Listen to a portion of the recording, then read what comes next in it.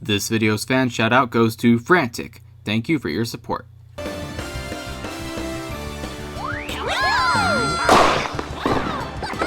Mario Power Tennis on the GameCube is one of the best Mario sports games ever released, so of course we wanted something just as good on the Wii, Wii U, and 3DS. Unfortunately, on the Wii, we got a game that was just power tennis with poorly tacked on motion controls. On the Wii U, we got a game with pretty good graphics but bland gameplay.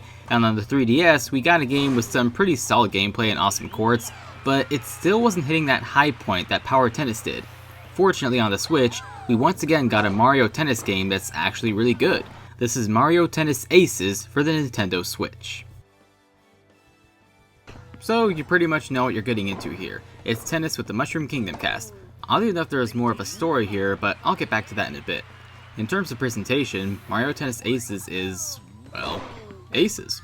The visuals are smooth, colorful, and well animated whether docked or undocked, and I only ever noticed occasional drops in frame rate. It's smooth sailing otherwise. There's also that classic sports music accompanying the charming voice blurbs and kick-ass sound effects. Really, there's something satisfying about hearing that loud crash sound effect when you've destroyed your opponent's racket. I know, I was pretty surprised that's a thing here too. It's just one of many things Camelot software added into this game. The first big thing they added, which you'll get thrown into as soon as you start the game, is the single player adventure mode, something they haven't included in a Mario Tennis game since the GBA. It's kind of interesting how they did it. On the surface, it's a long tutorial with a story that you play to unlock all the courts, but the challenges they have you face force you to really master this game's mechanics. It's not just playing tennis against characters from the multiplayer mode with this island world tacked on. Most of the levels are some puzzle, battle against several foes, or boss fight. Each one cleverly makes use of the zone shots, trick shots, and all your other regular shots and movement to beat them. Instead of losing health when you're hit by a fireball or ice hand, you lose time, forcing you to rush even more to beat each level or fail. There's also a level up system and 5 rackets you can unlock with various strengths and weaknesses. The adventure mode is actually pretty fun with everything it throws at you. It can just feel a bit repetitive after a while because the worlds tend to reuse challenges, but adventure mode is still a much more entertaining, worthwhile single player mode than tournament.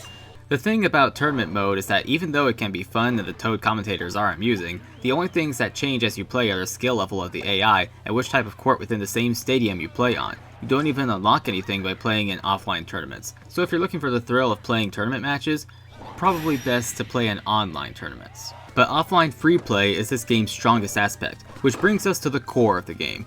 Aces steps away from the chance shots that hindered Mario Tennis Open and Ultra Smash. Instead, they draw inspiration from Power Tennis with an emphasis on technical gameplay. As you hit the ball, you build up an energy meter. You can then use some of the energy you've built up to do an offensive zone shot or a defensive trick shot, both of which are a bit of a gamble if not done right. You set up for a zone shot, you can briefly aim where you want the ball to go, whether you want to hit the ball past your opponents or directly at them to break their rackets. Yes, Aces introduces the idea of destructible rackets. When you launch your zone shot, the other player can block it if their timing is just right, but if the timing is off, the racket takes damage. Take damage 3 times and the racket shatters, awarding you the point automatically. If they have no backup rackets, you win the whole game. Now this is where trick shots and slow motion come in handy. You can use trick shots to jump or slide to the other side of the court to catch the ball, but you might still miss. Or you can trigger slow-mo to time your block of a zone shot correctly, but at the cost of more energy. This all makes it feel like you really earn it when your energy gauge is actually full for you to activate a special shot. A shot with immense power and speed that can destroy rackets instantly. This all adds good Mario flair to the game of tennis while still keeping the playing field level enough to call for strategic gameplay.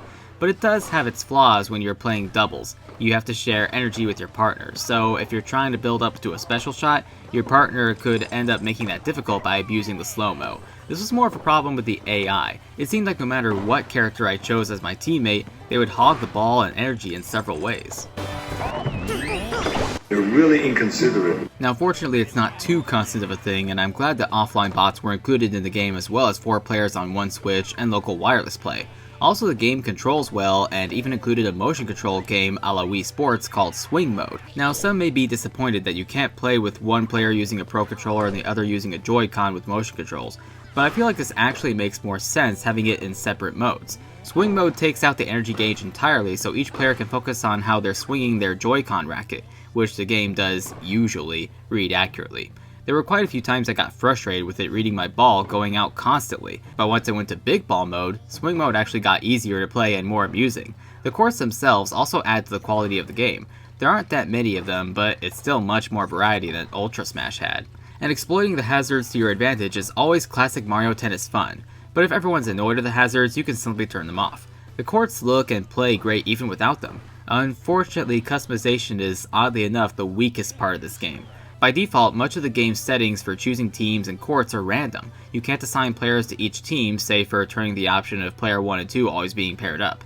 And worse than that, you can't directly choose the court to play on in each round like you could virtually in every every multiplayer game in existence. If you want to choose what court to play on, you have to go to the rules menu, turn off all the rest of the courts, then do the same thing again when you want to play somewhere else. Otherwise, court selection is entirely random. Camelot, when you decided to do this for your customization, what the hell were you thinking? It's a needlessly tedious part of the game that can throw a wrench in your offline multiplayer fun, which really sucks because the offline multiplayer otherwise is really good. Though, as you probably expected, there's also the online component for tournaments and free play. Surprisingly, there's an option to play with an AI partner against another person with an AI partner. I gotta say, in every mode I played online, it all ran pretty smooth. I didn't run into any lag or dropped matches, and searching for a match was pretty fast. Nintendo did announce that more characters would be unlocked by earning enough points in monthly online tournaments, so that's good incentive to play. But for those of you who really don't want to play online, they also stated that those characters will become available after each tournament ends. So way to cover your bases, Nintendo and Camelot. When you get right down to it, Aces has plenty to make it a great Mario Tennis game, a refreshingly great game in the series after a decade of weak entries, but its frankly stupid choices and customization really hold the game back.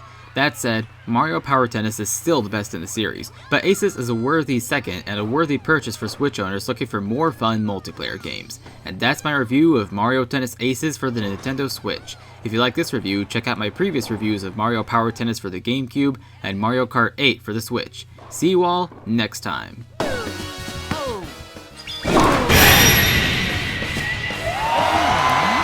set, and match, receiver.